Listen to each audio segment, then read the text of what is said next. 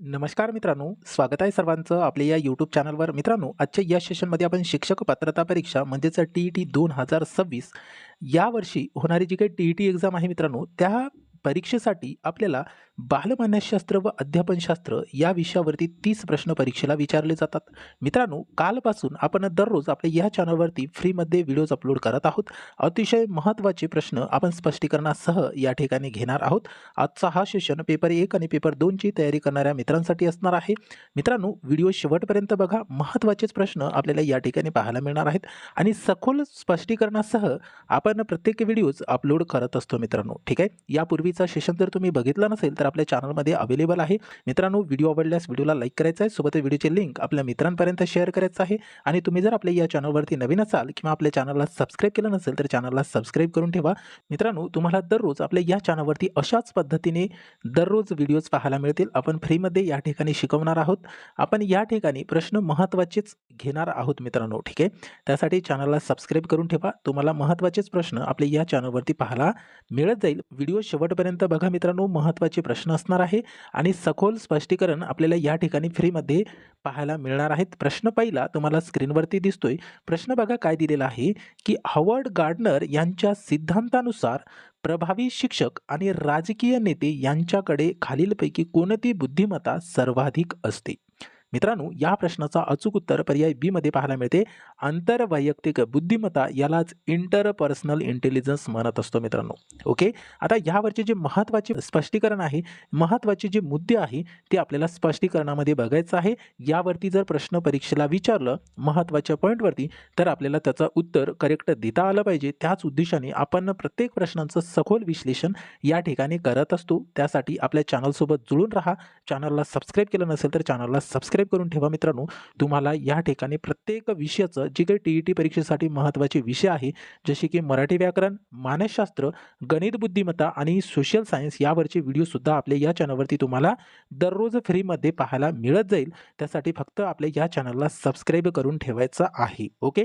आता स्पष्टीकरणामध्ये बघा महत्त्वाचे पॉईंट काय दिलेला आहे की आंतरवैयक्तिक बुद्धिमत्ता म्हणजे इंटरपर्सनल याचा अर्थ काय आहे ते आपण या ठिकाणी स्पष्टीकरणामध्ये समजून घेऊ. मित्रांनो, ही जी बुद्धिमत्ता आहे ही इतरांच्या भावना, स्वभाव, हेतू आणि इच्छा समजून घेण्याशी संबंधित आहे. म्हणजे इतरांची जी भावना आहे, स्वभाव आहे, त्यांचा हेतू, त्यांची इच्छा हे समजून घेण्याची जी बुद्धिमत्ता आहे त्या बुद्धिमत्तेला मित्रांनो आंतरवैयक्तिक बुद्धिमत्ता म्हणतात. इंटरपर्सनल बुद्धिमत्ता म्हणतात. याच्याशी संबंधित आहे. ज्या व्यक्तींना लोकांमध्ये मिसळावायला, संवाद साधायला आणि इतरांना प्रेरित करायला आवडते त्यांच्यात ही क्षमता जास्त असते. त्यालाच इंटरपर्सनल इंटेलिजन्स असं म्हणत असतो. आता तुम्हाला यावरचे सर्व डाऊट क्लिअर झाले असतील. आपण यामध्ये दोन जे प्रकार आहे ते बुद्धिमत्तेचे ते कोणकोणते आहे ते समजून घेऊया. त्याचा फरक पण आपल्याला लक्षात ठेवायचा आहे. आता बघा यामध्ये दोन कोणती फरक आहे आणि कोणत्या प्रकारची बुद्धिमत्ता असते तर लक्षात ठेवा मित्रांनो. आंतरवैयक्तिक बुद्धिमत्ता आणि अंतवैयक्तिक बुद्धिमत्ता हे दोन प्रकारची बुद्धिमत्ता आहे.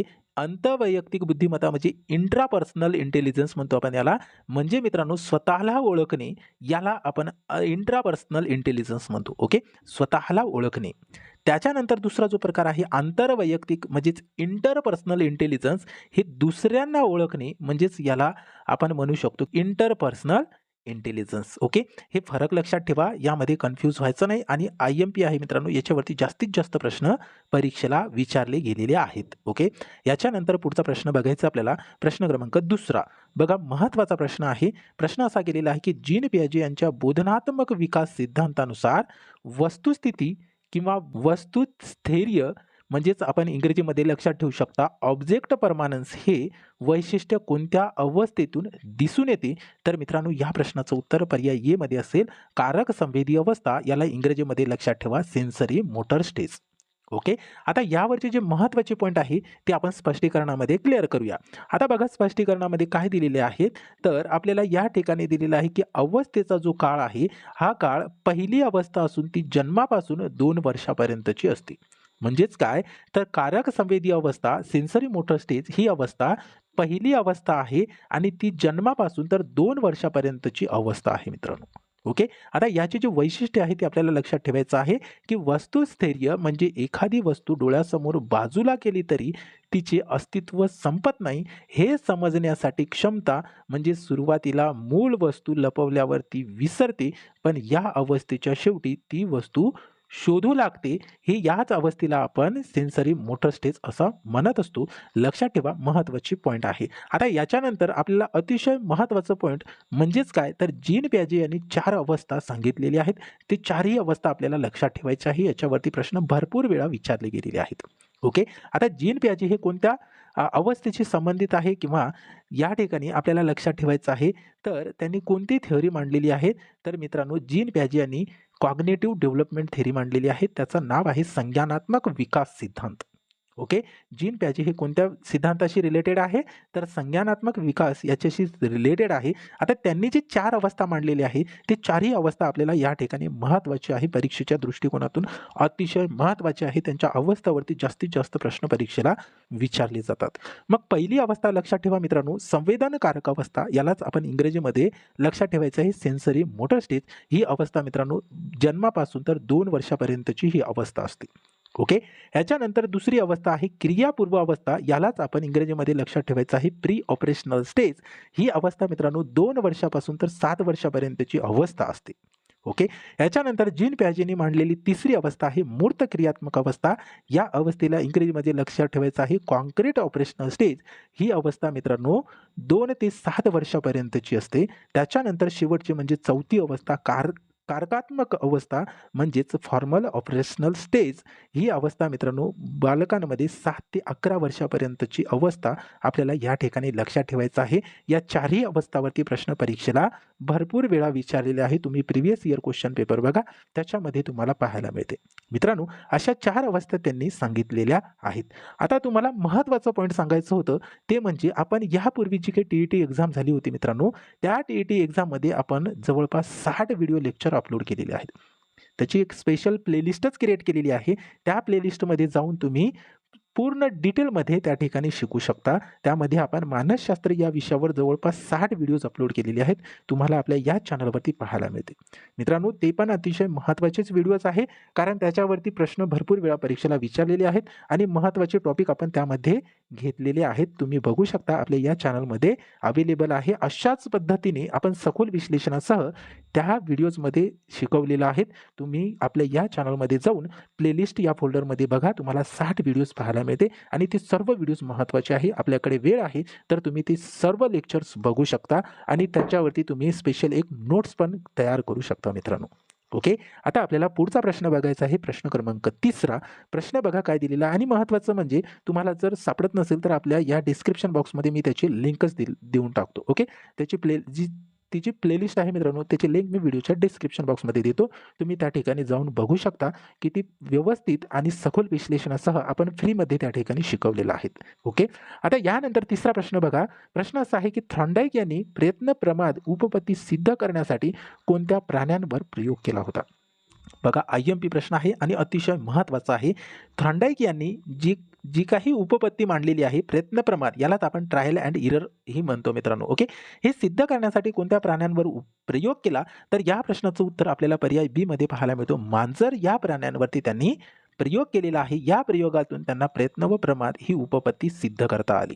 ओके. आता यावरचे आणखी महत्त्वाचे पॉईंट आपण स्पष्टीकरणात क्लिअर करूया. बघा आता स्पष्टीकरणामध्ये आपल्याला दिलेलं आहे की एडवर्ड थॉर्नडाईक यांनी एका भुकेलेल्या मांजराला पेटीत म्हणजे कोंडीत केले एका पेटीमध्ये, म्हणजे त्याला आपण पझल बॉक्स असं म्हणतो, बंद करून प्रयोग केला होता. पेटी बाहेर अन्नाचा तुकडा ठेवला होता. मांजराने बाहेर पडण्यासाठी अनेक प्रयत्न केले आणि चुकून कळ दाबल्यामुळे पेटीचे दरवाजे उघडले. वारंवार केलेल्या या प्रयत्नामुळे मांजराच्या चुका म्हणजे इरर्स कमी होत गेल्या आणि ते शिकणे म्हणजेच लर्निंग हे साध्य झाले. यालाच मित्रांनो प्रयत्न प्रमाद किंवा चूक भूल पद्धत असे म्हणतात. बघा अतिशय महत्त्वाचे पॉईंट आहे. आता यावरची आपल्याला जी महत्त्वाचे पॉईंट आहे ते वहीमध्ये नोट करून ठेवायचं आहे, लक्षात ठेवायचं आहे मित्रांनो. ओके. याच्यानंतर पुढचा प्रश्न क्रमांक 4. प्रश्न असा आहे की स्पियरमन यांच्या द्विघटक सिद्धांतानुसार बुद्धिमत्तेचे 2 मुख्य घटक कोणते आहेत? बघा IMP प्रश्न आहे, याच्यावरती प्रश्न भरपूर वेळा परीक्षेला विचारले गेलेले आहेत. ओके. आता लक्षात ठेवायचं आहे की स्पियरमन यांनी द्विघटक सिद्धांत मांडला. ओके. द्विघटक सिद्धांत कोणी मांडला? तर स्पियरमन यांनी मांडला. मग त्यांनी बुद्धिमत्तेचे 2 मुख्य घटक कोणते आहेत ते सांगितले. तर मित्रांनो आपल्या या प्रश्नाचं उत्तर पर्याय बी मध्ये पाहायला मिळते. सामान्य म्हणजे जी आणि विशेष म्हणजे यस हे 2 प्रकारचे घटक स्पियरमन यांनी द्विघटक सिद्धांतामध्ये मांडलेले आहेत. ओके. आता यावरचे महत्त्वाचे पॉइंट आपल्याला स्पष्टीकरणामध्ये बघायचं आहे आणि अतिशय महत्त्वाचे आहे मित्रांनो. यावरती प्रश्न भरपूर वेळा परीक्षेला विचारलेले आहेत. आता ते कोणकोणते आहेत? तर पहिला घटक आहे सामान्य घटक, याला जनरल फॅक्टर म्हणतो आपण. कॅपिटल जी ही त्याची संज्ञा आहे. हा बुद्धिमत्तेचा जन्मजात घटक असतो जो सर्व प्रकारच्या मानसिक कार्यांमध्ये कमी अधिक प्रमाणात वापरला जातो. यालाच आपण सामान्य बुद्धिमत्ता असे म्हणतो. ओके. त्याच्यानंतर दुसरा जो घटक आहे तो विशेष घटक म्हणजे स्पेसिफिक फॅक्टर, यालाच कॅपिटल एस ने डिनोट करतोय. हा घटक विशिष्ट कार्यांसाठी लागतो. उदाहरणार्थ संगीतासाठी संगीतासाठी गाण्याचे कौशल्य, गणितासाठी तार्किक कौशल्य हा घटक सरावाने मिळवता येतो. यासाठी आपल्याला विशेष घटक म्हणजे स्पेसिफिक घटक हे अशा पद्धतीने 2 घटक आपल्याला या ठिकाणी लक्षात ठेवायचं आहे. यावरती प्रश्न भरपूर वेळा परीक्षेला विचारले गेलेले आहेत. मित्रांनो तुम्हाला अशाच पद्धतीने दररोज फ्रीमध्ये आपल्या या चॅनलवरती शिकायला मिळणार आहेत. मित्रांनो आपल्या या इग्नाइट करिअर पॉईंट या यूट्यूब चॅनलसोबत जुळून राहायचं आहे. तुम्ही जर आपल्या या चॅनलला अजूनही सबस्क्राईब केलं नसेल तर चॅनलला सबस्क्राईब करा. सोबतच बेल आयकॉनला क्लिक करा म्हणजे जेव्हा आपण व्हिडिओ अपलोड करतो मित्रांनो तेव्हा काही सेकंदामध्ये तुम्हाला व्हिडिओचे नोटिफिकेशन मिळून जाते. आपल्या या यूट्यूब चॅनलवरती तुम्हाला दररोज फ्रीमध्ये या ठिकाणी शिकायला मिळणार आहेत. आणि मित्रांनो सखोल विश्लेषणासह आपण या ठिकाणी व्हिडिओज अपलोड करणार आहोत. दररोज फ्री क्लास आपल्या या चॅनलवरती तुम्हाला पाहायला मिळतील. सखोल विश्लेषणासह दुपारी 3 वाजता आपल्या या चॅनलवरती तुम्हाला डेली बेसिसवरती व्हिडिओज पाहायला मिळत जाईल. मित्रांनो आपल्या या यूट्यूब चॅनलवरती जेवढे काही व्हिडिओज आपण ऑलरेडी अपलोड केलेले आहे त्याची प्लेलिस्ट क्रिएट केलेली आहे. त्यामध्ये जाऊन तुम्ही जे प्रिव्हियस व्हिडिओज आहेत ते सुद्धा तुम्ही बघू शकता. आणि इथून पुढे आपण डेली बेसिसवरती व्हिडिओज अपलोड तर करणार आहोतच. त्यासाठी फक्त आपल्या या चॅनलला सबस्क्राईब करून ठेवा. तुम्हाला फ्रीमध्ये या ठिकाणी शिकायला मिळत जाईल. मित्रांनो आपल्या या टेलिग्राम ग्रुपला सुद्धा जॉईन करायचं आहे. त्यामध्ये तुम्हाला क्लासेसची PDF मिळत जाईल. सोबतच स्पर्धा परीक्षेशी रिलेटेड अपडेट सुद्धा त्या ठिकाणी मिळत जाईल मित्रांनो. ठीक आहे. याची लिंक मी व्हिडिओच्या डिस्क्रिप्शन बॉक्समध्ये दिलेली आहे. ठीक आहे. अशाच पद्धतीने दररोज आपण सखोल विश्लेषणासह आपल्या या चॅनलवरती शिकत जाऊ. ओके. आता पुढचा प्रश्न बघायचा आहे. प्रश्न क्रमांक 5वा. प्रश्न असा आहे की अभिजात अभिसंधान याला इंग्रजीमध्ये लक्षात ठेवू शकता क्लासिकल कंडिशनिंग चे जनक कोण आहेत? तर मित्रांनो या प्रश्नाचं अचूक उत्तर पर्याय ए मध्ये पाहायला मिळतो. आयव्हन पाव्लोव हे अभिजात अभिसंधान या क्लासिकल कंडिशनिंगचे जनक आहेत. ओके. आता यावरचे महत्त्वाचे पॉईंट आपण स्पष्टीकरणामध्ये बघूया.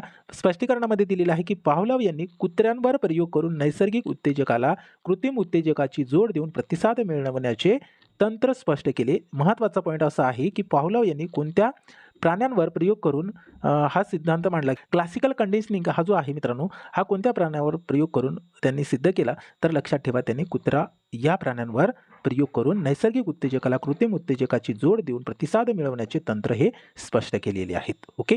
याच्यानंतर पुढचा प्रश्न क्रमांक 6 बघा. आता या ठिकाणी प्रश्न असा केलेला आहे की साधक अभिसंधान म्हणजे ऑपरंट कंडिशनिंग, यापूर्वीचा प्रश्न क्लासिकल कंडिशनिंग वरती होता. आता हा प्रश्न आहे ऑपरंट कंडिशनिंग मध्ये कशावर जास्त भर दिला जातो? तर मित्रांनो या ठिकाणी आपल्या प्रश्नाचं उत्तर पर्याय बी मध्ये पाहायला मिळतो. सबलीकरण यालाच रेनफोर्समेंट असं आपण म्हणत असतो. ओके. आता यावरचे जे महत्त्वाचे पॉईंट ते आपण स्पष्टीकरणात बघायचं आहे. शॉर्टमध्ये स्पष्टीकरण घेतलेले आहेत. स्पष्टीकरणामध्ये दिलेले आहे की BF स्किनर यांच्या मते जर एखाद्या कृतीनंतर सकारात्मक फळ मिळते ती कृती पुन्हा घडवण्याची शक्यता वाढते, त्याला सबलीकरण किंवा रेनफोर्समेंट असं म्हणत असतो मित्रांनो. ओके. महत्त्वाचे पॉईंट आहे लक्षात ठेवायचा आहे. याच्यानंतर पुढचा प्रश्न क्रमांक 7वा. प्रश्न असा आहे की मर्मदृष्टीमूलक अध्ययन याला इन्साइटफुल लर्निंग असं म्हणायचं आहे. या सिद्धांतासाठी कोहलरने कोणत्या प्राण्यांवर प्रयोग केला? अतिशय महत्त्वाचा प्रश्न आहे कारण याच्यामध्ये महत्त्वाचे पॉईंट आपल्याला पाहायला मिळते की मर्मदृष्टीमूलक अध्ययन म्हणजे इन्साइटफुल लर्निंग हा जो सिद्धांत आहे हा सिद्धांत कोणी मांडला? तर कोहलर यांनी मांडलेला आहे. मग त्यांनी या सिद्धांतासाठी कोणत्या प्राण्यांचा वापर केला किंवा या कोणत्या प्राण्यांवर त्यांनी प्रयोग केला? तर मित्रांनो या ठिकाणी आपल्या प्रश्नाचं करेक्ट उत्तर पर्याय सी मध्ये पाहायला मिळतो, चिंपांझी. ओके. या प्राण्यांचं त्यांनी काय केलेलं आहे? वापर केलेला आहे. आता यावरचे महत्त्वाचे पॉईंट आपल्याला अशा पद्धतीने आपल्याला स्पष्टीकरणात दिलेलं आहे की सुलतान काय दिलेलं आहे की सुलतान नावाच्या चिंपांजीने परिस्थितीचे आकलन करून मर्मदृष्टीने केळी मिळवण्याचा मार्ग शोधला. यावरून हा सिद्धांत त्यांनी मांडलेला आहे. महत्त्वाचा प्रश्न आहे, कोहलर यांनी हा सिद्धांत मांडलेला आहे. मित्रांनो, त्याच्यानंतर महत्त्वाचा प्रश्न, वारंवार परीक्षेला विचारला जाणारा प्रश्न आहे, बुद्ध्यांक म्हणजे IQ काढण्याचं सूत्र काय आहे? तर मित्रांनो, हा सूत्र लक्षात ठेवा. या ठिकाणी आपल्याला या प्रश्नाचं उत्तर पर्याय बी मध्ये पाहायला मिळते, मानसिक वय भागिले शारीरिक वय गुणिले 100.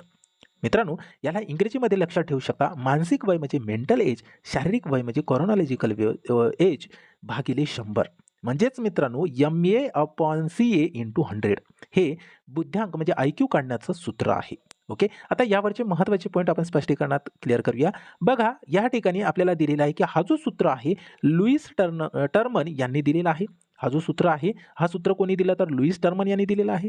उदाहरणावरून जर समजून घेतलं, जर मुलाचे मानसिक वय 12 असेल आणि शारीरिक वय 10 असेल तर त्याचा IQ मित्रांनो 120 होतो. आता हे तुम्ही सूत्रांमध्ये यांच्या किमती टाकून बघा, तुम्हाला 120 उत्तर मिळेल. ओके, मानसिक वय याच्या जागी 12 ठेवायचं आहे आणि शारीरिक वय याच्या जागी 10 ठेवायचं आहे. गुणाकारामध्ये 100 लिहा आणि तो जो आलेला समीकरण आहे त्याला सोडवा, तुम्हाला 120 उत्तर मिळेल. म्हणजे हा जो सूत्र आहे, हा सूत्र कोणी दिलेला आहे तर लुईस टर्मन यांनी दिलेला आहे. महत्त्वाचा प्रश्न आहे, लक्षात ठेवायचा आहे आपल्याला.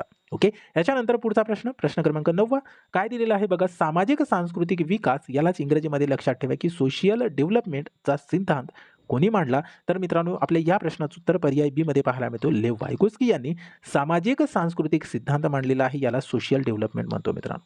ओके, आता लेव वायगोस्की यांनी सामाजिक सांस्कृतिक सिद्धांत मांडला, तर जीन पियाजे यांनी कोणता सिद्धांत मांडला हे आपण यापूर्वीच बघितलेलं आहे.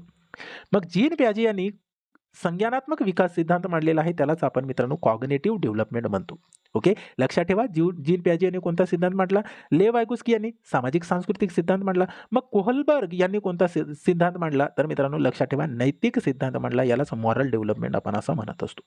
ओके, आणि मॉस्लो यांनी मांडलेला आहे हायरार्ची लेवल. ओके, लक्षात ठेवा, हे चारही पर्याय महत्त्वाचे आहे. त्याच्यावरती जी काही सिद्धांत आहे ती आपल्याला लक्षात ठेवायचं आहे. त्याच्यावरती प्रश्न भरपूर वेळा परीक्षेला विचारलेले आहेत. स्पष्टीकरणामध्ये दिलेला आहे मित्रांनो, मुलाचा विकास हा त्याच्या समाजातील लोकांशी होणाऱ्या आंतरक्रियेतून होतो असे वायगोस्की मानतात. ओके, मुलांचा जो विकास आहे हे समाजातील लोकांशी होणाऱ्या आंतरक्रियेतून होतो असं त्यांचं या ठिकाणी मत आहे. ओके, याच्यानंतर पुढचा प्रश्न महत्त्वाचा प्रश्न आहे मित्रांनो, डिसॅबिलिटीवरती जास्तीत जास्त प्रश्न रिपीट होत असतात मित्रांनो. ठीक आहे, अक्षमता यावरती प्रश्न भरपूर वेळा रिपीट झालेले आहेत. लक्षात ठेवायचं आपल्याला, प्रश्न असा केलेला आहे की अध्ययन अक्षमता यालाच असे म्हणतात की डिस्लेक्सिया. ओके, असलेल्या मुलांमध्ये डिस्लेक्सिया म्हणजे काय? तर मित्रांनो, अध्ययन अक्षमता असलेल्या मुलांमध्ये डिस्लेक्सिया म्हणजे मित्रांनो आपल्या प्रश्नाचं उत्तर पर्याय डी मध्ये पाहायला मिळतो, वाचनातील अडचण याला तर डिस्लेक्सिया म्हणायचं आहे. ठीक आहे, डिस्लेक्सिया म्हणजेच वाचनातील अडचण आलं, गणितीय अडचण म्हणजे डिस्कॅल्क्युलिया आलं. ओके, लक्षात ठेवा, आणि लिखाणातील अडचण म्हणजे डिस्ग्राफी आलं. ओके, म्हणजे ही जी अडचण आहे, अक्षमता आहे, यावरती प्रश्न भरपूर वेळा विचारलेले आहेत, लक्षात ठेवायचं आहे. स्पष्टीकरणामध्ये बघा काय दिलेलं आहे की अक्षरे ओळखण्यात किंवा शब्द वाचण्यात होणाऱ्या चुकांना डिस्लेक्सिया असं म्हणतात. महत्त्वाचा पॉईंट आहे. याच्यानंतर पुढचा प्रश्न, प्रश्न क्रमांक 11 लक्षात ठेवा, व्यक्तिमत्वाचा मनोविश्लेषणवाद कोणी मांडला? व्यक्तिमत्वाचा जो आहे मनोविश्लेषणवाद हे कोणी मांडला? तर सिग्मंड फ्रायड यांनी मांडलेला आहे. पर्याय बी मध्ये आपल्या प्रश्नाचं करेक्ट उत्तर आहे. ओके, आता यावरचे महत्त्वाचे पॉईंट आपल्याला स्पष्टीकरणात लक्षात ठेवायचं आहे. सिग्मंड फ्रायड यांनी अबोध मन आणि आयडी, इगो, सुपर इगो या संकल्पना मांडून मानवी स्वभावाचे विश्लेषण केले. ठीक आहे, महत्त्वाचा पॉईंट आहे. याच्यानंतर पुढचा प्रश्न, प्रश्न क्रमांक 12 बघा काय दिलेला आहे, मुले ही कोरीपाटी असतात असे विधान कोणी केले? तर मित्रांनो आपल्या या प्रश्नाचं उत्तर पर्याय ए मध्ये पाहायला मिळतो, जॉन लॉक यांनी मुले ही कोरीपाटी असतात असे विधान दिलेले आहेत. ओके, आता यावरचे महत्त्वाचे पॉईंट लक्षात ठेवा. त्यांच्या मते जन्मतः मुलांचे मन रिकामे असते आणि अनुभवाद्वारे त्यावर सर्व काही कोरले जाते. ठीक आहे, याच्यानंतर पुढचा प्रश्न, प्रश्न क्रमांक 13 प्रश्न असा दिलेला आहे की सूक्ष्म अध्यापन म्हणजे मायक्रो टीचिंग ही संकल्पना कोणी मांडली? मित्रांनो महत्त्वाचा प्रश्न आहे. सूक्ष्म अध्यापन म्हणजे मायक्रो टीचिंग ही जी संकल्पना आहे, ही संकल्पना DW ॲलन यांनी मांडलेली आहे. ओके, पर्याय बी मध्ये आपल्या प्रश्नाचं करेक्ट उत्तर पाहायला मिळते. आता विश्लेषणामध्ये बघा काय दिलेलं आहे, 1963 मध्ये स्टॅनफोर्ड विद्यापीठात ॲलन यांनी शिक्षक प्रशिक्षणासाठी ही एक पद्धत विकसित केलेली आहे. मित्रांनो महत्त्वाचा पॉईंट आहे, आपल्याला लक्षात ठेवायचा आहे. याच्यानंतर प्रश्न क्रमांक 14 बघायचा आपल्याला. प्रश्न काय दिलेला आहे की मास्लो यांच्या गरजांच्या श्रेणीत सर्वात पहिली आणि मूलभूत गरज कोणती आहे? मॅस्लो यांनी जी दिलेली श्रेणी आहे याच्यामधली पहिली आणि मूलभूत गरज कोणती आहे? तर आपल्या प्रश्नाचं उत्तर पर्याय सी मध्ये पाहायला मिळतो, शारीरिक गरजा. ओके. आता यावरचे महत्त्वाचे पॉईंट लक्षात ठेवा. शारीरिक गरजा म्हणजेच अन्न, पाणी, हवा आणि झोप हे मानवाच्या जगण्यासाठीच्या प्राथमिक आणि मूलभूत गरजा आहेत. ओके. आता याच्यानंतर पुढचा प्रश्न बघायचा आपल्याला, प्रश्न क्रमांक 15वा महत्त्वाचा प्रश्न आहे. प्रश्न असा आहे मित्रांनो, की अनुवंश व परिस्थिती यांचा संबंध विकासाच्या संदर्भात कसा असतो? मित्रांनो, आपल्या या प्रश्नाचं उत्तर पर्याय सी मध्ये पाहायला मिळतो. अनुवंश व परिस्थिती यांचा गुणाकार म्हणजेच मित्रांनो हा जो संबंध आहे हा विकासाशी संबंधित आहे. ओके. आता यावरचे महत्त्वाचे पॉईंट लक्षात ठेवा. स्पष्टीकरणामध्ये दिलेलं आहे की बालकाचा विकास हा त्याच्या मिळालेल्या गुणसूत्र म्हणजे अनुवंश आणि त्याला मिळणारे वातावरण म्हणजेच मित्रांनो परिस्थिती या दोघांचा एकत्रित परिणामांवर अवलंबून असतो. यालाच मित्रांनो तुम्ही लक्षात ठेवू शकता की अनुवंश म्हणजे मित्रांनो हेरिडिटी आणि वातावरण म्हणजे environment. Okay. Heredity into environment equal to आपण या ठिकाणी म्हणू शकतो डेव्हलपमेंट. ओके. हेरिडिटी आणि एन्व्हायरमेंट हे दोन्ही घटक महत्त्वाचे आहे, बालकाच्या विकासांवर परिणाम करणारे घटक आहेत मित्रांनो. ओके. याच्यानंतर पुढचा प्रश्न महत्त्वाचा प्रश्न आहे. काय दिलेला आहे बघा, गणिती कोडी सोडवणे, वैज्ञानिक विचार करणे आणि अंकांमधील संबंध पटकन ओळखणे ही कोणत्या बुद्धिमत्तेची वैशिष्ट्ये आहेत? मित्रांनो लक्षात ठेवा, या प्रश्नाचं उत्तर आपल्याला पर्याय सी मध्ये पाहायला मिळते. तार्किक गणितीय बुद्धिमत्ता यालाच इंग्रजीमध्ये म्हणतात की लॉजिकल मॅथेमॅटिकल इंटेलिजन्स. ही बुद्धिमत्ता मित्रांनो गणितीय कोडी सोडवणे, वैज्ञानिक विचार करणे आणि अंकांमधील संबंध पटकन ओळखणे ही बुद्धिमत्तेची एक वैशिष्ट्ये आहेत. ओके. आता यावरती महत्त्वाचे पॉईंट आपल्याला स्पष्टीकरणामध्ये दिलेला आहे की तार्किक गणितीय बुद्धिमत्ता ही क्षमता तर्कसंगत विचार, समस्या निवारण आणि वैज्ञानिक संशोधनाशी संबंधित आहे, ज्यांना अंकगणित अमूर्त संकल्पना यालाच ॲब्स्ट्रॅक्ट आयडियाज म्हणतो आणि कार्यकारणभाव कॉज अँड इफेक्ट समजून घेण्यात रस असतो, त्यांच्याकडे ही बुद्धिमत्ता असते. ती कोणती? तर लॉजिकल मॅथेमॅटिकल इंटेलिजन्स, तार्किक गणितीय बुद्धिमत्ता असते मित्रांनो. ओके. महत्त्वाचे पॉईंट आहेत. तुमचे सर्व डाऊट या ठिकाणी क्लिअर झाले असतील. आपण पुढचा प्रश्न बघूया. प्रश्न क्रमांक 17वा. प्रश्न असा आहे की अध्ययनातील पठार अवस्था दूर करण्यासाठी खालीलपैकी कोणता उपाय सर्वात प्रभावी ठरेल? तर मित्रांनो या प्रश्नाचं उत्तर पर्याय बी मध्ये पाहायला मिळते. शिकण्याची पद्धत बदलणे किंवा नवीन तंत्राचा वापर करणे हे या ठिकाणी आपल्या प्रश्नाचं उत्तर पाहायला मिळते. आता यावरचे महत्त्वाचे पॉईंट आपण स्पष्टीकरणात बघूया. बघा काय दिलेलं आहे. ही जी पद्धत आहे ह्या पद्धतीत बदल म्हणजे एकाच पद्धतीमुळे आलेल्या साचेबद्धपणा म्हणजे मोनोटनी हे पठाराचे मुख्य कारण असते. जेव्हा शिकण्याची पद्धत बदलली जाते तेव्हा मेंदूला नवीन आव्हान मिळते आणि प्रगती पुन्हा सुरू होते. हे या ठिकाणी महत्त्वाचे पॉईंट आपण स्पष्टीकरणामध्ये घेतलेले आहेत. मित्रांनो याचं महत्त्व काय आहे? याचं महत्त्व आहे की पठार म्हणजे अध्ययन क्षमता संपली असा होत नाही, तर ती केवळ एक तात्पुरती स्थिरता असते. हे या ठिकाणी महत्त्वाचे पॉईंट आपल्याला पाहायला मिळालेले आहेत. याच्यानंतर पुढचा प्रश्न, प्रश्न क्रमांक 18वा. प्रश्न असा आहे की नैतिक विकासाची उपपत्ती कोणी मांडली? मित्रांनो नैतिक विकासाची जी उपपत्ती आहे ही उपपत्ती लॉरेन्स कोहलबर्ग यांनी मांडलेली आहे. मी तुम्हाला यापूर्वीच सांगितलेलं आहे. नैतिक विकास हे कोणाशी संबंधित आहे? तर लॉरेन्स कोहलबर्ग यांच्याशी संबंधित आहे.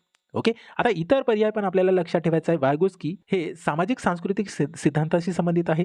जीन प्याजे हे कॉग्निटिव्ह डेव्हलपमेंट म्हणजे संज्ञानात्मक विकास याच्याशी संबंधित आहे. ओके. महत्त्वाचे पॉईंट आहे. आता स्पष्टीकरणामध्ये बघा काय दिलेलं आहे की मुलांमध्ये योग्य आणि अयोग्य यातील फरक करण्याची क्षमता कशी विकसित होते हे त्यांनी सांगितलेले आहे. म्हणजे कोणी? तर लॉरेन्स कोहलबर्ग यांनी सांगितलेले आहेत. मित्रांनो पुढचा प्रश्न, प्रश्न क्रमांक 19वा. बघा काय दिलेला आहे. सृजनशील म्हणजे क्रिएटिव्ह बालकांमध्ये बालकाचे मुख्य वैशिष्ट्य कोणते?